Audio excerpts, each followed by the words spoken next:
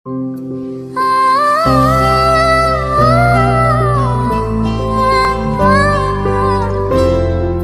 मिल्यो भने मेरो पनि हालखबर सोध्ने गर्नु है महोदय, किनकि मेरो छातीमा सास मात्र होइन, सँगसँगै तिम्रा यादहरू पनि चलिरहेका छन्।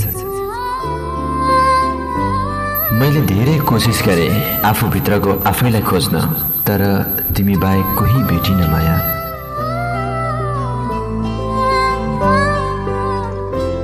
उदास मौसम, उदास समय, उदास जिन्दगी, हेर त माया, एक तिम्रो कमीले कैयौँलाई दोष लाग्दैछ।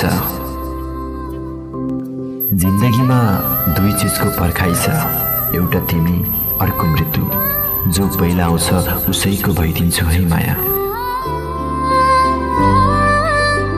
कस्तो अनौठो यात्रामा भेट्न पुगेछु तिमीसँग, बाटो तिमीले बदल्यौ, गन्तव्य मैले गुमाएँ। छोडिदिएँ मैले प्रेमको भिख माग्न, जब थाहा पाएँ कि रोएर पाएको माया र सम्बन्धको कुनै आय हुँदैन। मलाई घरिघरि इग्नोर नगर न सानो, तिम्रो त म बाहेक सायद अरू पनि होलान्, तर मेरो तिमी बाहेक अरू कोही छैन, कसम। मृत्युले मात्र ज्यान लिन्छ भन्ने छैन हजुर। कसैलाई आँखा चिम्लेर गरेको विश्वासले दिएको चोट पनि मृत्युभन्दा कम हुँदैन।